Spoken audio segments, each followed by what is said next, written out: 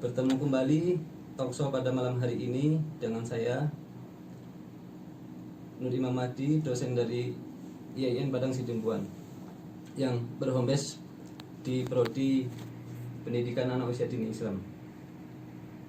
Untuk temanya adalah peluang dan tantangan dalam mewujudkan akses PAUD yang merata dan berkualitas. Baik, jadi tema kita malam hari ini adalah peluang dan tantangan dalam mewujudkan akses PAUD yang merata dan berkualitas, begitu ya Pak? Ya. Baik, boleh langsung disampaikan Pak. Oke, pada saat ini kita hidup di era digital, yaitu yang serba teknologi. Indonesia pada tahun 2045 nanti disebut sebagai generasi emas. Ketika bangsa Indonesia menyatakan kemerdekaannya 17 Agustus 1945, berpenduduk sekitar 61 juta orang ya. Dan ketika memasuki 100 tahun kemerdekaan, yaitu tepatnya tahun 2045 nanti, diprediksi jumlah penduduk mencapai 340 juta orang dengan 180 juta orang diantaranya usia produktif. Kondisi ini lazimnya disebut sebagai jendela demografi yang berdampak kepada salah satu dua kemungkinan, yakni bonus demografi atau justru sebaliknya, kutukan demografi. Karena ada pemimpin bangsa Indonesia tahun 2045 nantinya, ini bisa jadi dari anak yang sedang sekolah di PAUD ataukah bisa jadi di sekolah dasar. Nah, oleh karenanya PAUD berpeluang dan sangatlah penting untuk menyongsong generasi emas tahun 2045 nanti. Adapun peraturan pemerintah nomor 2 tahun 2018 tentang standar pelayanan minimal ataukah SPM. SPM adalah ketentuan mengenai jenis dan mutu pelayanan dasar yang merupakan urusan pemerintah wajib yang berhak diperoleh setiap warga negara secara minimal.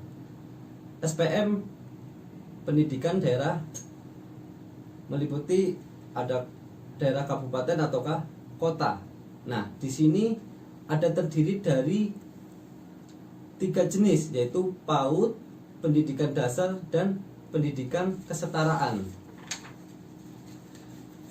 Pentingnya mewujudkan lembaga PAUD diantaranya untuk meningkatkan indeks pembangunan manusia, memperbaiki derajat kesehatan dan gizi anak, mengurangi angka buta huruf muda, mengurangi angka mengulang, mengurangi angka putus sekolah, mempercepat pencapaian wajib belajar, dan meningkatkan mutu pendidikan.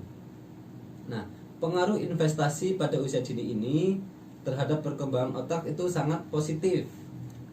Dan pembelajaran anak usia dini membuat anak-anak lebih mudah mempelajari keterampilan lebih lanjut di kemudian hari. Karena apa? Karena seluruh dimensi psikologi, sosial, kognitif, afektif itu tumbuh kembang secara optimal. Nah, tantangan di abad 21 ini antara lain ada informasi, ada aspek sosial. Nah, informasi ini sekian saat-saat ini tuh semakin beragam ya. Jadi kesulitan mengidentifikasi mana yang hoak dan mana yang tidak. Nah, untuk aspek sosial, gap antara orang kaya dan orang miskin semakin meningkat ya, atau kelas menengah semakin banyak. Dampaknya apa? Dampaknya itu tentang perilaku acuh tak acuh dan tidak peduli. Terus tantangan lain dalam mewujudkan PAUD yang berkualitas. Contohnya, guru atau pendidik bersyarat kualifikasi S1 ini masih sedikit. Dan masih ada desa-desa yang belum ada PAUD. Nah, ini ironis sekali nih, kalau ada desa kok nggak ada PAUDnya, itu sangat membahayakan. Padahal anjuran pemerintah satu desa minimal 1 PAUD. Nah, jaminan di sini maksudnya tentang alat peraganya dan segala instrumennya. Nah, untuk arah kebijakan yang kedua tentang meningkatkan kualitas layanan PAUD. Adapun caranya ataukah strateginya, penjaminan bahwa standar nasional PAUD digunakan dalam menyusun kurikulum PAUD. Jadi kurikulum PAUD di sini misalnya di Padang Sidempuan itu harus mengacu standar nasional. Jangan sampai kurikulumnya lokal. Kita boleh mengacu lokal, maksudnya sesuai budaya yang ada, tapi secara standarnya kita harus ikuti dulu, karena di situ ada standar ataukah ada pokok-pokok yang harus kita ikuti. Terus cara yang selanjutnya adanya tentang penguatan forum pengembangan profesi pendidik PAUD ataukah profesi guru ya, dan kelompok kerja guru untuk meningkatkan kompetensi guru. Terus cara selanjutnya penguatan fungsi pengawas lembaga PAUD dan pemberian dukungan untuk peningkatan kompetensinya. Ya, jadi di sini kebanyakan pengawas belum berfungsi sebagaimana mestinya. Pengawas hanya sekedar pengawas, tapi pengawas belum sesuai profesionalnya, belum tupoksinya. Jadi kadang pengawas cuma datang tapi nggak pala teliti. Padahal pengawas tugasnya banyak, ya neliti guru, ya ngawasin gurunya, ngawasi kepala sekolahnya, ngawasi anaknya, ngawasi manajemennya atau administrasinya, pengelolaannya, serta fasilitasnya. Itu tugas pengawas ya. Terus cara selanjutnya tentang pengembangan dan penerapan sistem jaminan kualitas PAUD yang efektif, termasuk pengembangan karir pendidik. Makanya di sini selalu disinggung karir pendidik.